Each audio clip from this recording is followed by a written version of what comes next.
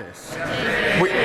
We also announced a further £350 million to get Britain building and deliver 1.5 million new homes our country desperately needs, including more affordable homes. We've slashed red tape that holds businesses and working people back, creating 10,000 more apprentices. This morning I have meetings with ministerial colleagues and others. In addition to my duties in this House, I shall have further such meetings later today. Imran Hussain. Thank you, Mr. Speaker. I was proud to have played my part in helping draft what has now become the Employment Rights Bill. A new poll shows 3/4 of the British public back the stronger rights for workers in the bill, including better sick pay. Yet that lot over there, the Tories and Reform, disgracefully voted against it. In fact, the leader of the opposition doesn't even believe in maternity pay or the living wage. Mr. Speaker, our statutory sick pay is ranked one of the lowest in Europe. It needs to be brought in line with the living wage. So will the Prime Minister back my campaign to strengthen this bill further so sick pay is at the level that finally stops punishing workers for being sick? Mr. Speaker, our plan for change delivers the biggest upgrade in workers' rights in a generation to our employment rights bill. Ending exploitative zero-hour contracts, ending the scandal of fire and rehire, extending statutory sick pay to 1.3 million employees. Of course, that's on top of the pay rise for 3 million of the lowest paid. I would have thought the Leader of the Opposition might actually sort of support day one protection employment rights, given where she's going, but she thinks maternity leave is excessive. Our plan is pro-worker and pro-growth. Yeah. Leader of the Opposition, Kemi Badenoch. Mr. Speaker, the Conservative government established the Ukraine Family Scheme, and in total, over 200,000 Ukrainians, mostly women, children and the elderly, have found sanctuary in the UK from Putin's war. However, a family of 6 from Gaza have applied to live in Britain using this scheme, and a judge has now ruled in their favour. This is not what the scheme was designed to do. This decision is completely wrong. It cannot be allowed to stand. Is the government planning to appeal on any points of law? And if so, which ones? Minister. Mr. Speaker, let me be clear. I do not agree with the decision. She's right. It's the wrong decision. She hasn't quite done her homework because the decision in question was taken under the last government, according to the legal framework of the last government. But, Mr. Speaker, let me be clear. It should be Parliament that makes the rules on immigration. It should be the government that makes the policy.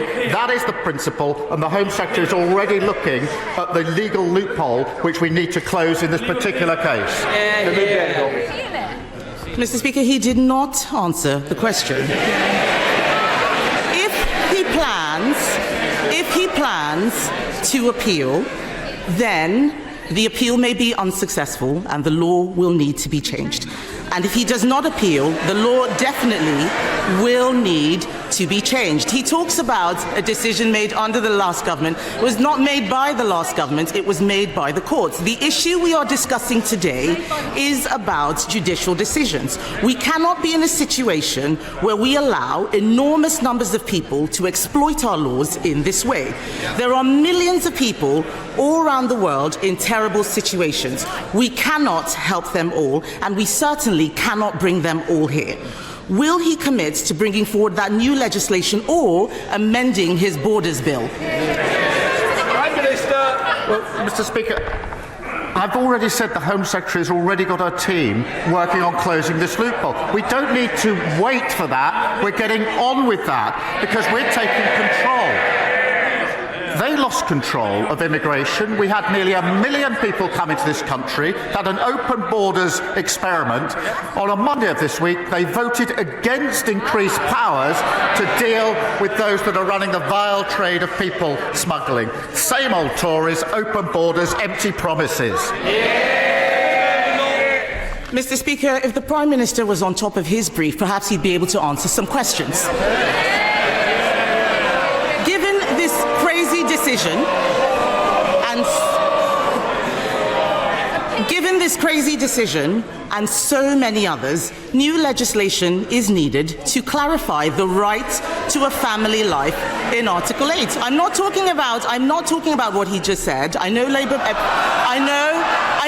MPs don't understand much of what they're saying, but the Prime Minister literally wrote a book on the European Convention on Human Rights. This is a situation where we need to put our national interest before the ECHR. Does he agree that we should legislate even if lawyers warn that this might be incompatible with human rights law? She complains about scripted answers and questions. Her script doesn't allow her to listen to the answer.